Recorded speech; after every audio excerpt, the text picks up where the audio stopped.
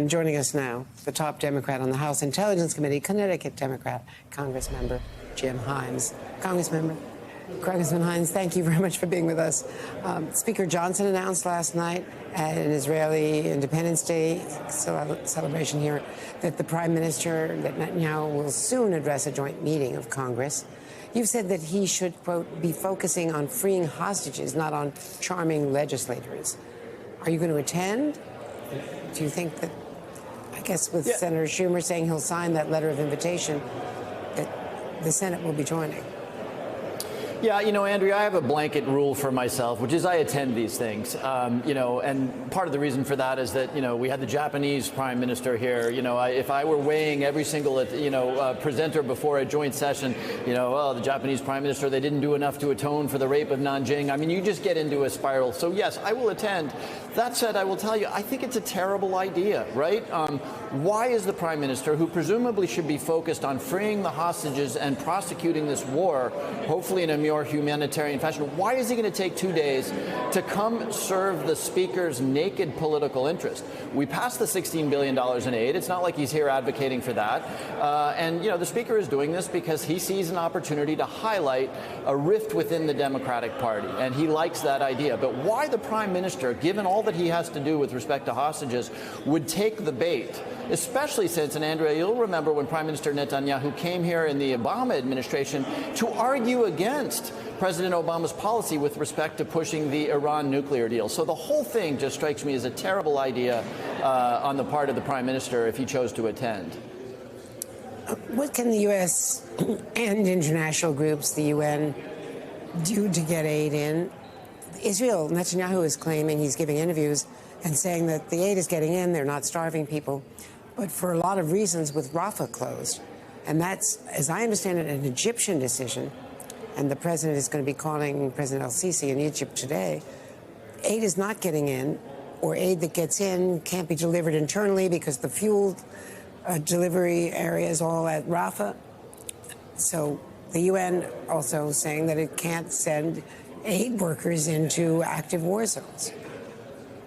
Yeah, and as you know, Andrea, on any given week, the delivery of humanitarian aid situation is different. Some weeks, Jordanian convoys on their way get held up by settlers. Other weeks, we get a floating pier up and aid is moving across that pier. Checkpoints, Rafah and others open and close. The larger point, regardless of what's happening in any given week, is that all parties, the Egyptians, the Israelis, the United States, need to commit themselves to a dramatic improvement around the aid being received. We're having this long conversation about whether there is pervasive starvation in Gaza, and people get into the definitions of starvation and malnutrition. What is very clear is that we need to do a much better job of getting that aid in over time. The Israelis need to allow convoys to move more rapidly over land. We all need to be doing a better job because the humanitarian situation is just untenable in Gaza right now.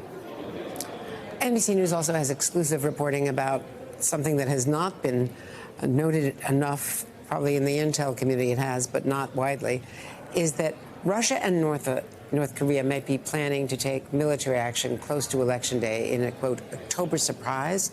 What can you share? Is the U.S. bracing for this? We have not, as closely as we used to, covered all of the advances in North Korean ballistic missiles, as well as the help that North Korea has been providing for the past year at least to Russia in its fight against Ukraine, military help, weaponry, and getting technology from Russia. And now Putin is planning to go back to North Korea for another visit.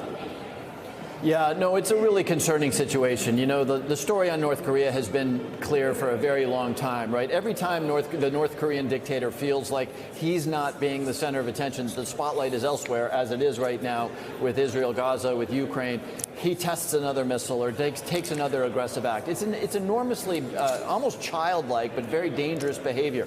And as you point out, the nexus now that is developed between Russia, which is very cynically using North Korea as a source for ammunition, artillery shells, guess what they're giving in return? They are giving technology to the North Koreans in return, and that makes that danger all the more severe for us because, again, North Korea has been on a slow but steady march to the development of weapons which could ultimately deliver a nuclear weapon to the continental United States, and that is a massive risk and concern for the American national security establishment. And I just also want to flag that Donald Trump yesterday on social media said that if he is reelected, Vladimir Putin will release wrongfully detained Wall Street Journal reporter Evan Gershkovich as a favor to Trump. Well, the Biden camp is firing back, accusing Trump of using Evan as a political weapon. But this is, this is dangerous. You're telling Putin, hold Evan through November, and you'll get a better deal, maybe, from Donald Trump. And Donald Trump is saying he won't be trading anything. So what is he going to give him? Help on Ukraine? Yeah, Andrea, I remember when Donald Trump was first running for president, and he promised us that he would build a wall across our southern border from sea to Signing Sea. And, oh, by the way, the Mexicans would pay for it. Didn't happen. So, Donald Trump and his self-aggrandizing, his grandiosity, and then utter failure to deliver on what he promises is not a new story. But you're right. I don't know how Putin thinks about this, but, hard to imagine that this is helpful in the really critical effort to bring that reporter home.